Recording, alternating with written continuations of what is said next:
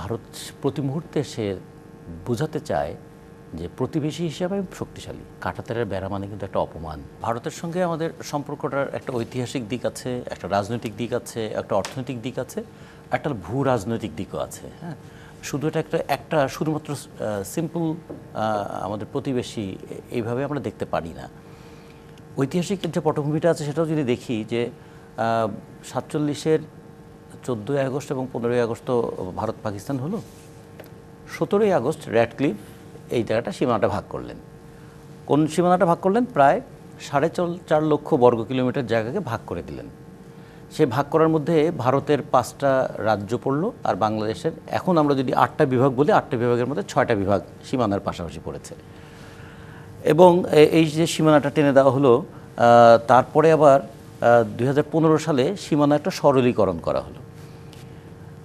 এরপর তার আগে আরেকটা ঘটনা ঘটেছে। 71 সালে যখন আমাদের মুক্তিযুদ্ধ হলো, মুক্তিযুদ্ধের পরেই কিন্তু আমাদের সংবিধান হওয়ার পর 3য় সংশোধনীটা হয়েছিল সীমানা সংক্রান্ত একটা সংশোধনী।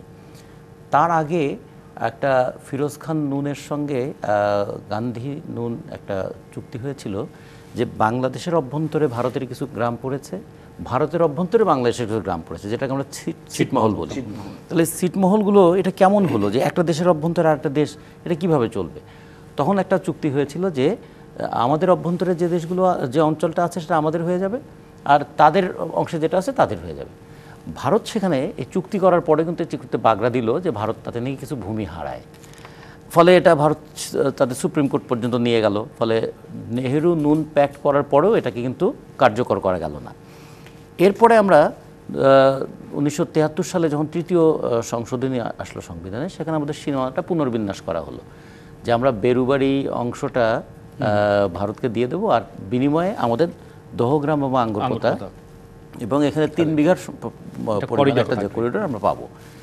আমরা কিন্তু আমাদের জিনিসটা দিয়ে দিলাম, আমাদের জমি আমাদের মানে সংবিধান সংশোধন করে দিয়ে দিলাম, কিন্তু ভারত এই জিনিসটা ভারতের কাছে পেতে কিন্তু আমাদের বহুদিন সময় লাগলো। তাও এখান থেকে দুটো জিনিস যদি খেয়াল করি, যে পৃথিবীর 5ম বৃহত্তম সীমানা আমাদের ভারতের সঙ্গে,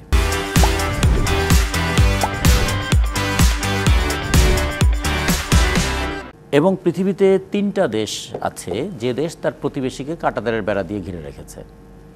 তার মধ্যে একটা হচ্ছে ইসরায়েল, সে প্যালেস্টাইনের জায়গা দখল করে এটা করে রেখেছে।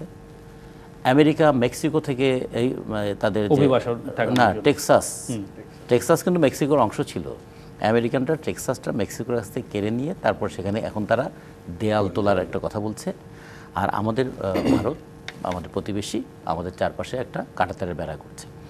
কাঁটাতারের বেড়া দিতেই পারে তারা, কিন্তু একটা কাঁটাতারের বেড়া মানে কিন্তু একটা অপমান। আমি আপনার সঙ্গে প্রতিবেশীমূলক সম্পর্ক রাখতে চাই, কিন্তু আবার কাঁটাতারের বেড়া দিয়ে আপনাকে আমি ঘিরে রাখতে চাই। তো এইটা হচ্ছে কি, একটা প্রতিবেশীদের মধ্যে একটা সম্মানজনক মর্যাদাপূর্ণ সম্পর্ক থাকার ক্ষেত্রেও কিন্তু একটা বাধা। আর যে বিষয়টা ছিল আন্তর্জাতিক নিয়ম অনুযায়ী, যে কোনো শূন্য রেখা থেকে 150 গজ এটাকে নোম্যান্স ল্যান্ড বলে, এই নোম্যান্স ল্যান্ডটা এটা রাখা হবে এই কারণে যাতে যে কোনো ধরনের সাধারণ ডিসপিউট তৈরি হলে আমরা যেন এখানে বসে কথা বলতে পারি, ফয়সালা করতে পারি, এবং এটা থাকবে।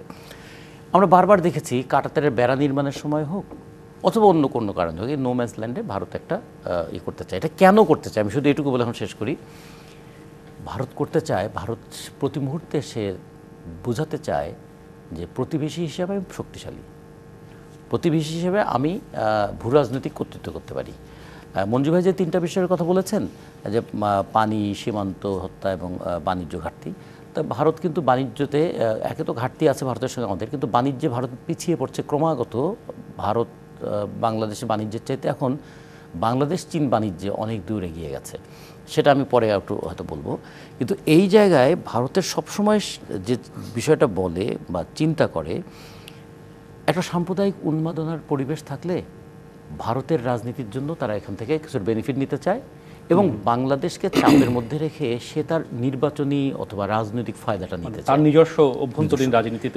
তার ফলটা কি হয়? তার বলি হয় দুই দেশের সাধারণ মানুষ। আমরা মনে করি যে এই যে সীমানা নিয়ে যে বিরোধ, এইটার কোনো অর্থনৈতিক তাৎপর্য নাই, এটার কোনো রাজনৈতিক তাৎপর্য নাই, কিন্তু এর একটা আছে ভোটের তাৎপর্য আছে। শেষ পর্যন্ত এই ভোটের তাৎপর্যটা রাজনীতিতে প্রভাবিত। ধন্যবাদ। ভোটের তাৎপর্য